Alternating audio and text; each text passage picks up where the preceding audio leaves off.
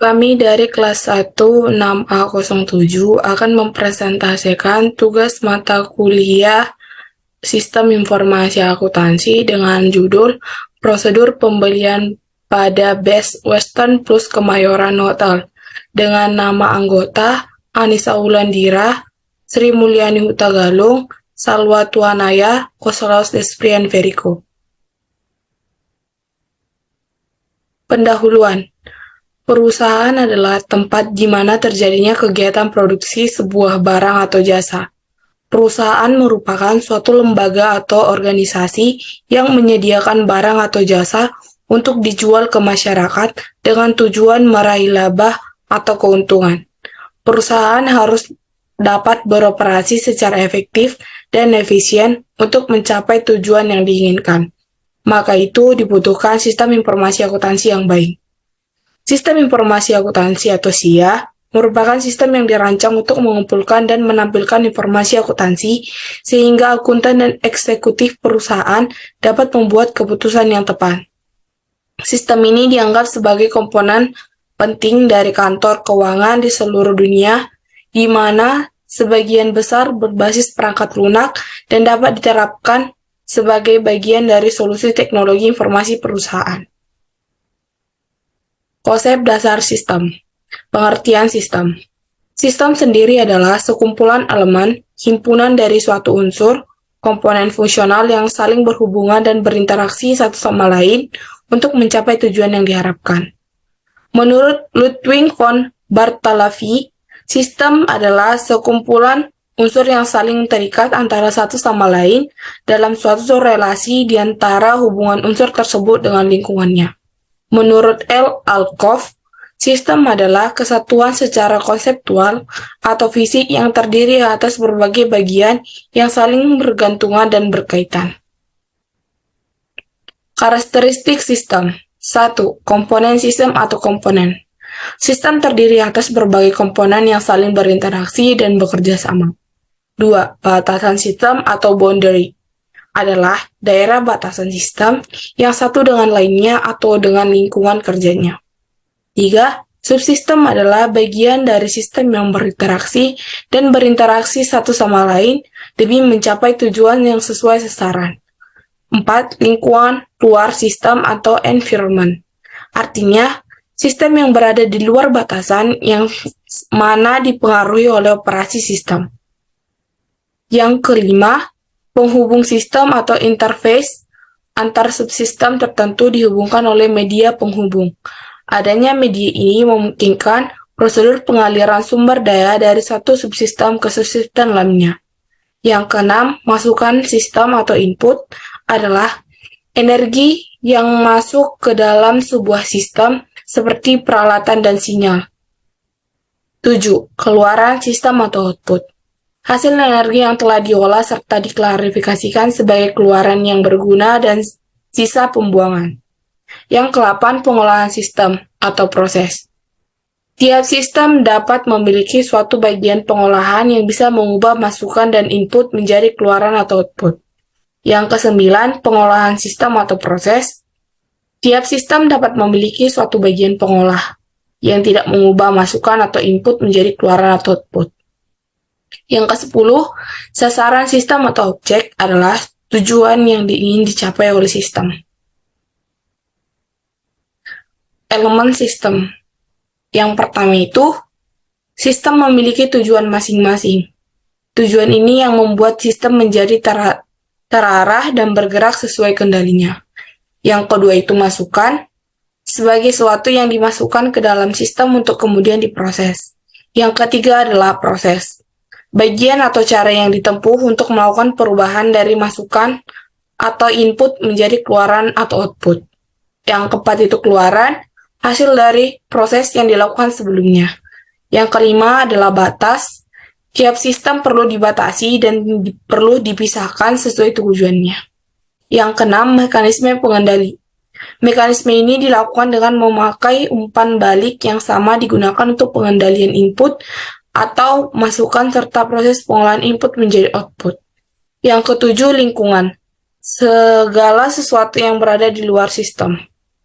Jenis sistem berdasarkan keterbukaannya dibagi menjadi dua, yaitu sistem terbuka dan sistem tertutup. 1. Sistem terbuka, sistem yang memungkinkan orang lain dapat membuka dan mempengaruhinya, baik dari segi input, proses, ataupun output. 2. Sistem tertutup, sistem yang tidak bisa dibuka dan dipengaruhi oleh orang lain, sehingga sistem ini hanya bisa diakses oleh pihak tertentu saja. Sedangkan berdasarkan komponennya dibagi juga menjadi dua, yaitu 1. Sistem fisik dan sistem non-fisik. Sistem fisik adalah sistem yang memiliki komponen energi dan materi. Artinya sistem ini memiliki wujud input atau output berupa bentuk fisik yang dapat dilihat. Sedangkan sistem non-fisik merupakan sistem yang berbentuk abstrak karena tidak bisa dilihat. Contohnya ide dan konsep. Peralatan pendukung. A. Unified Modeling Language atau UML. UML adalah tujuan umum perkembangan bahasa pemodelan di bidang rekayasa perangkat lunak yang dimaksudkan untuk menyediakan cara standar untuk memvisualisasikan desain sistem. UML awalnya termotivasi oleh keinginan untuk membakukan sistem notasi yang berbeda dan pendekatan untuk desain perangkat lunak.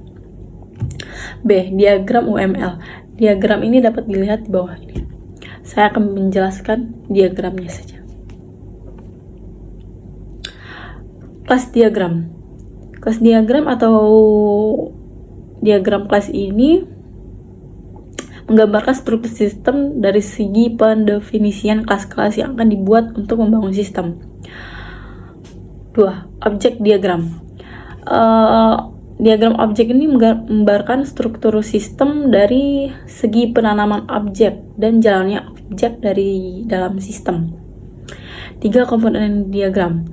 Diagram komponen ini dibuat untuk menunjukkan organisasi dan ketergantungan di antaranya kumpulan komponen dalam sebuah sistem. 4. Composite struktur diagram. Diagram ini dapat digunakan untuk menggambarkan struktur dari bagian yang saling terhubung maupun mendeskripsikan struktur pada saat berjalan atau runtime dari instansi yang saling terhubung. Next, package diagram. Package diagram menyediakan cara mengumpulkan elemen-elemen yang saling terkait dalam diagram UML. Deployment diagram menunjukkan konfigurasi komponen dalam proses eksekusi aplikasi. Use case diagram merupakan pemodelan untuk kelakuan atau behavior sistem informasi yang akan dibuat. Diagram activity.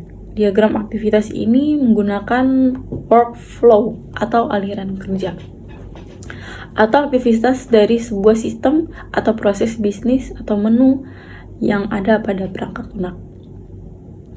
State machine diagram atau state chart diagram digunakan untuk menggambarkan perubahan status atau transisi status dari sebuah mesin atau sistem atau objek. Sequensi diagram menggambarkan kelakuan objek pada use case dengan mendeskripsikan waktu hidup objek dan message yang dikirimkan dan diterima antar objek. Communication diagram menggambarkan interaksi antara objek atau bagian dalam bentuk urutan pengiriman pesan. Timing diagram merupakan diagram yang fokus pada penggambaran terkait batasan waktu. Interaction overview diagram mirip dengan diagram aktivitas yang berfungsi untuk menggambarkan sekumpulan urutan aktivitas. Terima kasih. C. Entity Relationship Diagram atau ERD. Menurut Rosa dan Salahuddin dalam bukunya mengatakan Entity Relationship Diagram dikembangkan berdasarkan teori himpunan dalam bidang matematika. ERD digunakan untuk permodelan basis data relasional. Entitas atau entity. Entitas merupakan data inti yang akan disimpan bakal table pada basis data. Penamaan entitas biasanya menggunakan kata benda. Atribut. Atribut merupakan field atau kolom data yang butuh disimpan dalam suatu entitas. Atribut kunci primer merupakan field atau kolom data yang butuh disimpan dalam suatu entitas dan digunakan sebagai kunci akses record yang diinginkan, biasanya berupa ID dan bersifat unik. Atribut multinilai atau multi-value merupakan field data yang butuh disimpan dan memiliki nilai lebih dari satu. Relasi yang menghubungkan antara entitas biasanya diawali dengan kata kerja. Asosiasi atau association adalah penghubung antara relasi dan entitas di mana kedua ujungnya memiliki multiplicity kemungkinan jumlah pemakaian. D. Logical record structure. Logical record structure dibentuk dengan nomor dari tipe record. Beberapa tipe record digambarkan oleh kontak 4 persegi panjang dan dengan nama yang unik. LRS terdiri dari link-link di antara tipe record. Link ini menunjukkan arah dari satu tipe record lainnya. Banyak link dari LRS yang diberi tanda field-field yang kelihatan pada kedua link tipe record. Penggambaran LRS mulai dengan menggunakan model yang dimengerti. Dua metode yang dapat digunakan dimulai dengan hubungan kedua model yang dapat dikonversikan ke LRS. Studi kasus prosedur pembelian pada Best Western Plus Kemayoran Hotel. Proses bisnis sistem berjalan. Sistem pembelian yang berlaku pada Best Western Plus Kemayoran Hotel terdiri dari siklus pembelian, dokumen yang digunakan, dan prosedurnya, yang meliputi permintaan penawaran harga, permintaan pembelian, pemesanan barang, penerimaan barang, pencatatan barang masuk, pencatatan hutang jika pembelian kredit, prosedur pembayaran. 1. Permintaan penawaran harga. Pada permintaan penawaran harga pada Best Western Plus Kemayoran Hotel biasanya dilakukan secara tatap muka atau percakapan secara langsung. Yang terlibat dalam penawaran harga adalah pihak purchasing atau pembelian dengan pihak supplier, dan biasanya financial controller juga akan terlibat dalam penawaran harga.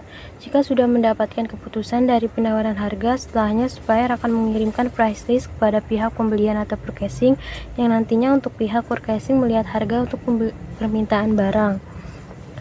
2. Permintaan barang. Permintaan barang untuk pembelian bahan baku dan perlengkapan hotel dilakukan oleh bagian pembelian atau purchasing untuk memenuhi kebutuhan hotel. Selain itu, permintaan pembelian juga dilakukan untuk persediaan gudang dan juga untuk perlengkapan hotel yang diperlukan. Dokumen yang dibuat adalah purchase order atau PO dan juga DML atau daily market list. Sebelum dilakukan pemesanan barang, formulir atau dokumen diserahkan terlebih dahulu pada financial controller untuk mendapatkan persetujuan pengadaan barang. Lalu harus mendapatkan tanda tangan dari financial controller dan general manager. Setelahnya baru diberikan pada pihak purchasing untuk melakukan pemesanan barang.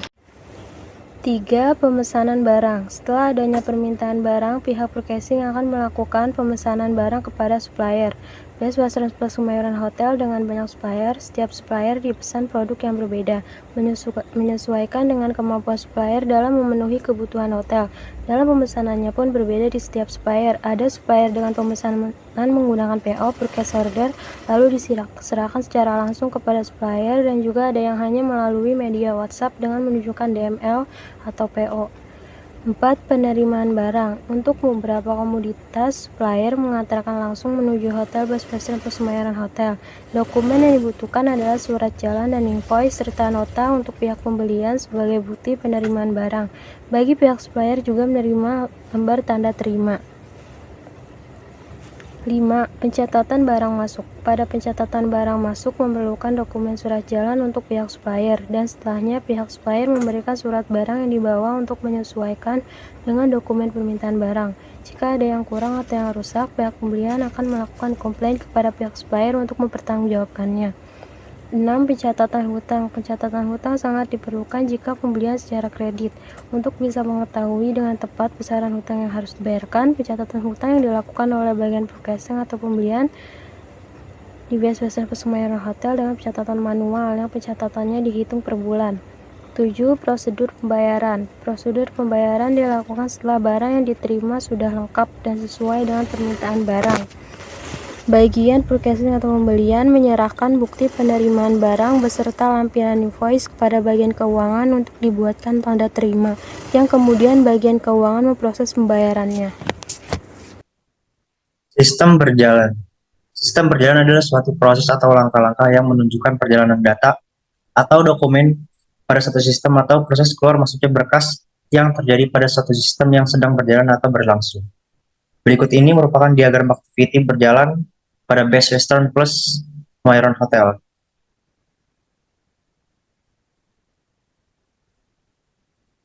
Yang pertama, bagian purchasing atau pembelian. Permintaan penawaran harga memberikan penawaran atau harga price list, keputusan penawaran harga. Dan di atas ada supplier, financial, controller, dan general kasir. Selanjutnya membuat permintaan data atau barang. Persetujuan permintaan barang, pembuatan purchase order pemesanan, kemudian persetujuan untuk pemesanan barang, dan memberikan informasi data yang akan dipesan. Selanjutnya menerima informasi pengiriman barang yang dipesan, penerimaan barang, dan invoice serta surat jalan. Selanjutnya percatatan penerimaan barang, lembaran tanda terima, dan melakukan pembayaran. Selanjutnya pencatatan hutang atau jika pembelian kredit. Kemudian ada persetujuan pembayaran, kemudian bukti pembayaran, dan terima pembayaran. Kemudian ada terima kwitansi dan membuat kwitansi. Selanjutnya, spesifikasi sistem berjalan, spesifikasi bentuk dokumen masukan. Yang pertama, nama dokumen press list, fungsi adalah untuk melihat harga dan penawaran harga, super supplier. Tujuannya purchasing pembelian. Media online, jumlah satu file, frekuensi pada saat permintaan penawaran harga. 2. Nama dokumen permintaan barang. Fungsi, untuk pemesanan permintaan barang. Sumber, bagian purchasing atau pembeliannya. Tujuannya, financial controller. Media kertas, jumlah satu lembar, frekuensi setiap membutuhkan barang atau setiap persediaan hampir habis. 3. Nama dokumen. Barang masuk, fungsi untuk bukti barang yang diterima, sumber, supplier tujuannya purchasing atau pembelian, media kertas, jumlah satu lembar. Yang keempat, nama dokumen, nota atau bond pembelian fungsi, bukti barang yang dikeluarkan supplier, sumber, supplier, tujuannya purchasing atau pembelian, media kertas, jumlah 2-3 lembar, frekuensi, setiap adanya barang masuk atau diterima. Yang kelima, nama dokumen, surat jalan, fungsi, sebagai bukti pengiriman barang, sumber, supplier, tujuannya purchasing atau pembelian, media kertas, jumlah 2-3 lembar, frekuensi, setiap pengiriman barang. Keenam, nama dokumen, surat jalan, fungsi, sebagai bukti pengiriman barang, sumber supplier, tujuannya purchasing atau pembeliannya, media kertas, jumlah 2-3 lembar, frekuensi setiap pengiriman barang. 7. Nama dokumen, invoice, fungsi sebagai bukti penagihan, sumber, supplier, tujuannya bagian keuangan atau general kasir, media kertas, jumlah 2 lembar, frekuensi setiap supplier melakukan penagihan. Spesifikasi bentuk dokumen keluaran. Nama dokumen, surat pemesanan barang, fungsi, untuk pemesanan barang kepada supplier, sumber, bagian purchasing atau pembelian, tujuannya supplier, media online, jumlah satu file, frekuensi, setiap adanya pemesanan barang kepada supplier. 2.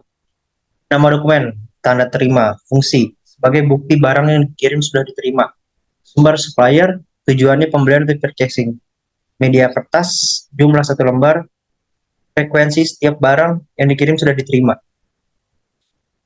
Nama dokumen, bukti pembayaran, fungsi sebagai bukti pembayaran, sumber general kasir, tujuannya bagian accounting, media kertas, jumlah satu lembar, frekuensi setiap sudah melakukan pembayaran.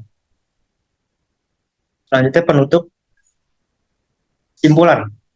1. Pada saat akan melakukan pembelian barang, harus dibuatkannya purchase order atau PO untuk menunjukkan barang yang ingin dibeli, besaran harga maupun kuantiti.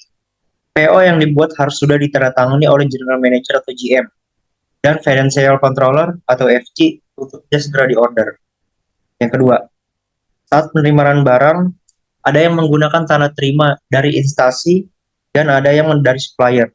Tentunya pihak penerima harus menandatangani sebagai bukti penerimaan barang.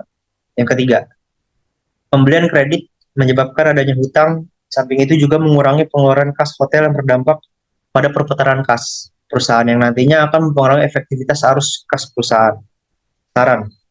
Yang pertama, pada saat persetujuan tanda tangan, permintaan pembelian harus dilakukan secara cepat agar bisa segera dipesankan kepada supplier sehingga waktunya pun masih luang. Yang kedua, dalam pencatatan hutang harus disesuaikan dengan bon pembelian yang diberikan oleh supplier. Yang ketiga, pembayaran hutang akan lebih baik dilakukan sebelum jatuh tempo. Dan sekian dan terima kasih.